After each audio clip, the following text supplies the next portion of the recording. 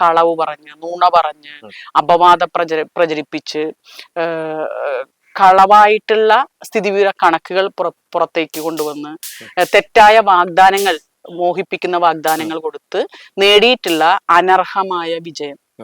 ആ വിജയത്തേരിലാണ് ഇവിടെ ഇരിക്കുന്നത്. അതുകൊണ്ട് ഭരണവുമായി ബന്ധപ്പെട്ട് കാര്യമായ ചോദ്യങ്ങളിലേക്ക്, ആഴത്തിലുള്ള ചോദ്യങ്ങളിലേക്ക് ചെന്നു കഴിഞ്ഞാൽ അപ്പപ്പെടും. അങ്ങനെ പെട്ടു എന്ന് മനസ്സിലാക്കിയാൽ പിന്നെ ദേഷ്യപ്പെടുക, കയർക്കുക, അവരെ മോശം പറയുക, ഇതൊരു തന്ത്രമായി കേരളത്തിന്റെ മുഖ്യമന്ത്രിയും മറ്റു മന്ത്രിമാരും ഒക്കെ സ്വീകരിച്ചിരിക്കുകയാണ്.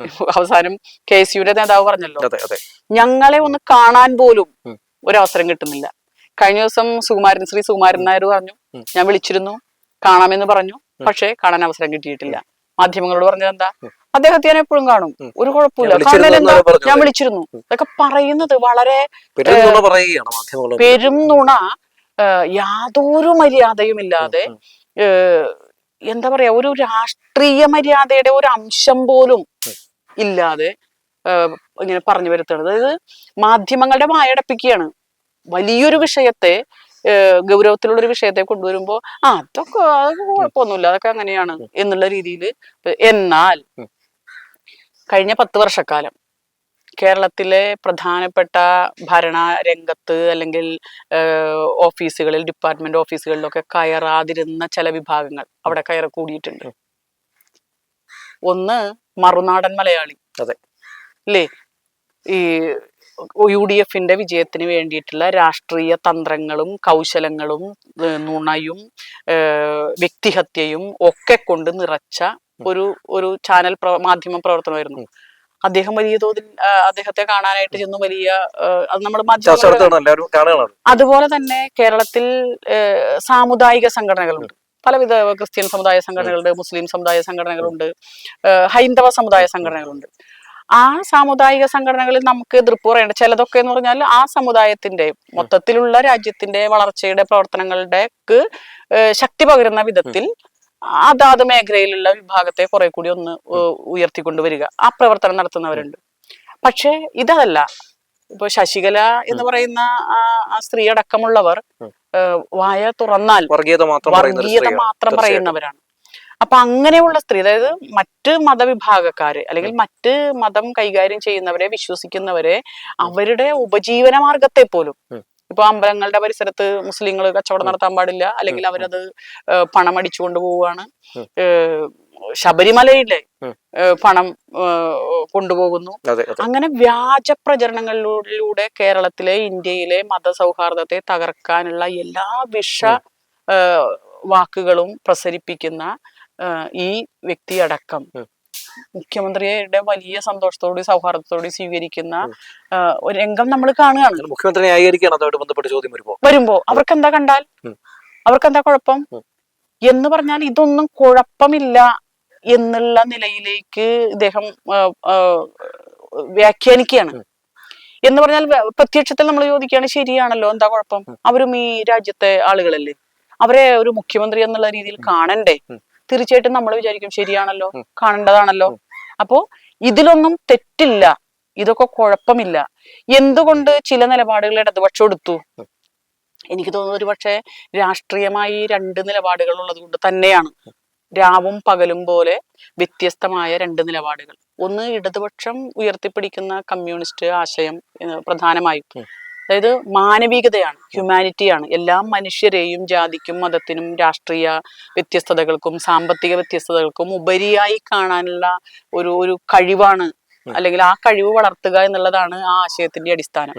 അപ്പൊ അതുകൊണ്ട് മനുഷ്യത്വ വിരുദ്ധമായി, മാനവികതയ്ക്കെതിരായി, മതനിരപേക്ഷതയ്ക്കെതിരായി പ്രവർത്തിക്കുന്ന പ്രസ്ഥാനങ്ങളും വ്യക്തികളും, ആ വ്യക്തികളെയും പ്രസ്ഥാനങ്ങളെയും ഉൾക്കൊള്ളാൻ ഇടതുപക്ഷത്തിനാവില്ല. ഒരുപക്ഷെ അവരെ പറഞ്ഞ് തിരുത്തിക്കാൻ ശ്രമിച്ചിട്ടും അവരത് തന്നെ ആവർത്തിച്ചു കൊണ്ടിരുന്നാൽ ഒരു പക്ഷേ അവർക്കെതിരെ തർക്കിക്കേണ്ടി വരും, നിലപാടെടുക്കേണ്ടി വരും. അതാണ് കഴിഞ്ഞ 10 വർഷം ഇടതുപക്ഷം ചെയ്തത്. അതുകൊണ്ടാണ് ഇത്തരം വർഗീയവാദികളൊക്കെ സെക്രട്ടേറിയറ്റിൽ കയറിയിറങ്ങാൻ ഭയപ്പെട്ടിരുന്നത്, അല്ലെങ്കിൽ അവർക്ക് അങ്ങനത്തെ ഒരു അവസരം കിട്ടാതിരുന്നത്. അതൊരു നിലപാടിന്റെ ഭാഗമാണ്. കാരണം ഈ രാജ്യം ഒരു മതനിരപേക്ഷ രാജ്യമാണ്, എല്ലാ മനുഷ്യരും സൗഹാർദ്ദത്തോടു കൂടി ജീവിക്കേണ്ട ഒരു ഇടമാണ്. അങ്ങനെ സൗഹാർദ്ദത്തോടു കൂടി ജീവിക്കാൻ പറ്റുന്ന ഒരു സമൂഹമായി നിലനിർത്തേണ്ട ഒരു രാഷ്ട്രീയ ഉത്തരവാദിത്വം രാഷ്ട്രീയ നേതാക്കൾക്കുണ്ട്. കൂടാതെ ആ രാഷ്ട്രീയ നേതാക്കൾ ഒരു സ്റ്റേറ്റിന്റെ ലീഡർഷിപ്പിലേക്ക് വന്നാൽ കുറച്ചുകൂടി ഉത്തരവാദിത്വം ആരോടാണ് ഇവർക്ക് റെസ്പോൺസിബിലിറ്റി ഉള്ളത്? ഒന്ന് ഇന്ത്യൻ ഭരണഘടനാ മൂല്യങ്ങളോടാണ്. ആ ഭരണഘടനാ മൂല്യങ്ങൾ മുഖ്യമന്ത്രി എന്നുള്ള നിലയ്ക്ക്, മന്ത്രിമാർ എന്നുള്ള നിലയ്ക്ക് അവരുടെ രാഷ്ട്രീയ ജീവിതത്തിലും അവരുടെ ആ മന്ത്രി അല്ലെങ്കിൽ മുഖ്യമന്ത്രി എന്നുള്ള പൊസിഷനിലെ അടിമുടി ഈ നിലപാട് അവരെടുക്കണം. എടുത്തില്ലെങ്കിൽ അവർ ചോദ്യം ചെയ്യപ്പെടുന്നത് ഭരണഘടനയാണ്, അവർ തകർക്കുന്നത് ഭരണഘടനയെയാണ് എന്ന് മനസ്സിലാക്കാൻ എന്താണ് ഇവർക്ക് കഴിയാത്തതെന്നാണ്. എന്ന് പറഞ്ഞാൽ ആ ഒരു കാഴ്ചപ്പാട് രാജ്യത്തെ കുറിച്ച് നെഹ്റു എന്താണ് നമ്മളെ പഠിപ്പിച്ചത്, ഈവൻ അവർക്ക് അങ്ങനെയെങ്കിലും ചിന്തിക്കാമല്ലോ. അപ്പോ അങ്ങനെ ഒരു നിലപാട് മുഖ്യമന്ത്രിയുടെ ഭാഗത്ത് നിന്നോ മറ്റ് മന്ത്രിമാരുടെ ഭാഗത്ത് നിന്നോ ഉണ്ടാകുന്നില്ല. ഇപ്പൊ PM ശ്രീ അറബിക്കടലിൽ എറിയുന്നാണ് പറഞ്ഞത്. PM Shri KM Shaji minister ആകുന്നതിന് മുൻപ് പറഞ്ഞത്, നിങ്ങൾ എനിക്ക് വോട്ട് തരൂ. എത്ര വൈകാരികമായിട്ടാണ്, തീവ്രമായിട്ടാണ് പ്രസംഗിച്ചത്. ആ പ്രസംഗം ഇപ്പോഴും പബ്ലിക് ഡൊമൈനിലുണ്ട്. അപ്പൊ പറഞ്ഞത്, നിങ്ങൾ എനിക്ക് വോട്ട് തന്ന് വിജയിപ്പിച്ചാൽ വർഗീയതയെ ഉയർത്തുന്ന അല്ലെങ്കിൽ ഇത്തരം BJP RSS നയങ്ങൾ നടപ്പിലാക്കാൻ തീരുമാനിക്കുന്ന ഈ PM ശ്രീ അറബിക്കടലിൽ എറിയും. ഇല്ലേ? എന്താ പറഞ്ഞ അത് കഴിഞ്ഞപ്പോ എന്താ ചോദിച്ചേ?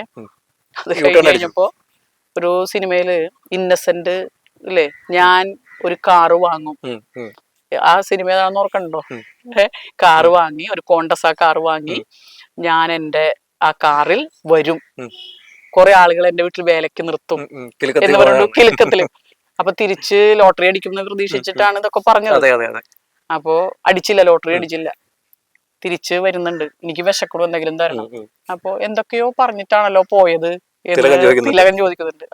എനിക്കൊന്നും ഓർമ്മയില്ല. ഈ ഒരു അവസ്ഥയാണ് ഷാജി ഈ മിനിസ്റ്ററോട് ചോദിക്കുമ്പോ, ഹാല നിങ്ങൾ അറബിക്കടലിൽ പറയും എന്ന് പറഞ്ഞിട്ട്. അന്ന് പറഞ്ഞത് വേറൊരു ഷാജിയാണ്, ഇപ്പോ ഞാൻ മിനിസ്റ്ററാണ്. ഇനി വേറൊരു പുള്ളി പറഞ്ഞത്, എരണം കെട്ടവർ നാട് ഭരിക്കുന്നത് കൊണ്ടാണ് ഈ നിപ്പയും വെള്ളപ്പൊക്കവും ഇതൊക്കെ വരുന്നത്, അതുകൊണ്ടാണ് ഈ പ്രശ്നം. ഞാൻ പറയുന്നത്, ഈ ഇവരൊക്കെ സംസാരിക്കുന്നത് മനുഷ്യർക്ക് മനസ്സിലാവണില്ലേ? മഴയില്ല, എരണം കെട്ടവര് ഭരിക്കുന്നത് കൊണ്ടാണോ? ഈ പവർ കട്ട് ഉണ്ടായിരുന്നില്ല കഴിഞ്ഞ 10 വർഷം, വീണ്ടും പവർ കട്ട് വന്നു. എരണം കെട്ടവര് ഭരിക്കുന്നത് കൊണ്ടാണോ? നമ്മളങ്ങനെ പറയുമോ? ഇല്ലേ?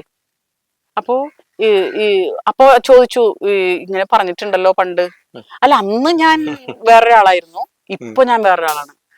അങ്ങനെ ഓന്തിന് നിറം മാറുന്ന പോലെ നിറം മാറേണ്ടവരാണോ പൊതുപ്രവർത്തകർ?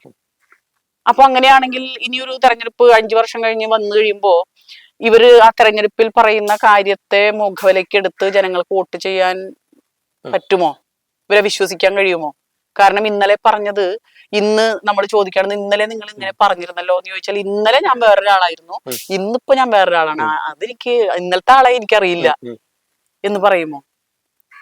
ഇപ്പൊ വലിയ എന്താ പറയാ, ഒരു മാസം കൊണ്ടൊരു യൂട്ടേൺ അടി സർക്കാരിനെയാണ് സത്യത്തിൽ കണ്ടുകൊണ്ടിരിക്കുന്നത് അല്ലെ? തീർച്ചയായിട്ടും. അപ്പൊ അത് മാധ്യമങ്ങൾ ചോദിച്ചല്ലോ, എന്താണ് ഇങ്ങനെ യൂട്ടേൺ അടിക്കുന്നത്? ഊരാളുങ്കൽ സൊസൈറ്റിയെ കുറിച്ച് പറയാത്ത അപവാദങ്ങളില്ല ഇപ്പൊ അവസാനം. എന്നാൽ ആ അപവാദം പറയുന്ന സന്ദർഭത്തിൽ പോലും കേന്ദ്ര ഗവൺമെന്റിന്റെ ഗുഡ് ബുക്കിൽ എൻട്രി കിട്ടിയിട്ടുള്ള ഒരു സൊസൈറ്റിയാണ് ഊരാളുങ്കൽ കോപ്പറേറ്റീവ് സൊസൈറ്റി. അത് പറഞ്ഞാൽ എക്സലൻസ് അവാർഡ്, കേന്ദ്ര ഗവൺമെന്റ് എക്സലൻസ് അവാർഡ് കൺസ്ട്രക്ഷൻ മേഖലയിൽ നേടിയിട്ടുള്ള ഒരു സൊസൈറ്റിയാണ്. അതിപ്പോ നമ്മള് ഈ തലപ്പാടി മുതൽ ചങ്ങള വരെയുള്ള 1 കിലോമീറ്റർ റോഡ്, മുകളിൽ പാലം ഒറ്റ തൂണില് നിർത്തി പണിതിട്ടുള്ള അത്ര ഗംഭീരമായ കൺസ്ട്രക്ഷൻ നടത്തിയിട്ടുള്ളതാണ്. അപ്പൊ അവരെ കുറിച്ചില്ല കഥകൾ. ഇവർ തോന്നിയ പോലെ എസ്റ്റിമേറ്റ് ഇടും, ആ എസ്റ്റിമേറ്റ് വീണ്ടും വർദ്ധിപ്പിക്കും. അപ്പോ ഗവൺമെന്റ് അഴിമതി മുഴുവൻ അതിന്റെ അകത്താണ്, അവര് തമ്മിലുള്ള ഡീലാണ് എന്നൊക്കെ പറഞ്ഞു. അവരെ ഇപ്പോ എന്താ പറഞ്ഞത്? ഒരു മിനിസ്റ്റർ തന്നെ പറഞ്ഞത് അവര് ഗംഭീരമായിട്ടാണ് നടത്തിക്കൊണ്ടിരിക്കുന്നത്. അതുകൊണ്ട് ബഷീർ അല്ലേ, PK ബഷീർ മിനിസ്റ്റർ പറഞ്ഞു, നല്ല ക്വാളിറ്റിയാണ് അവരുടെ പ്രവർത്തന, കൺസ്ട്രക്ഷൻ ഒക്കെ നല്ല ക്വാളിറ്റി ഉള്ളതാണ്.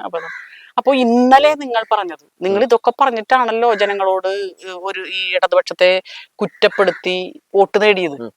ആ കുറ്റപ്പെടുത്തിയ കാര്യങ്ങളൊക്കെ ഒരു സുപ്രഭാതത്തിൽ കസേര കിട്ടിക്കഴിയുമ്പോ എങ്ങനെയാണ് മാറുന്നത്? അല്ലെ സത്യത്തിൽ ഇവര് പറഞ്ഞ നുണകളൊക്കെ ഇവര് തന്നെ തിരുത്തി പറയുന്ന ഒരു കാഴ്ച ആ ജനങ്ങൾ അപ്പൊ കാണുകയാണ്. അതിന് യൂ ടേൺ, അത് അതെ. തെറ്റ് ചെയ്താൽ തിരുത്തുന്നതിന് എന്താ, ഉം. തിരുത്തണ്ടേ? അതെ. അല്ലാതെ തെറ്റിൽ പിടിച്ച് ഊഞ്ഞാലാടലല്ലോ ചെയ്യേണ്ടത്. ഇത് കേൾക്കുന്നവരെ സംബന്ധിച്ച് സാധാരണ മുഖ്യമന്ത്രി പറഞ്ഞത് ശരിയാണല്ലോ, തെറ്റ് ചെയ്താൽ തിരുത്തണ്ടേ, ഉം. ഇല്ലേ? ഉം.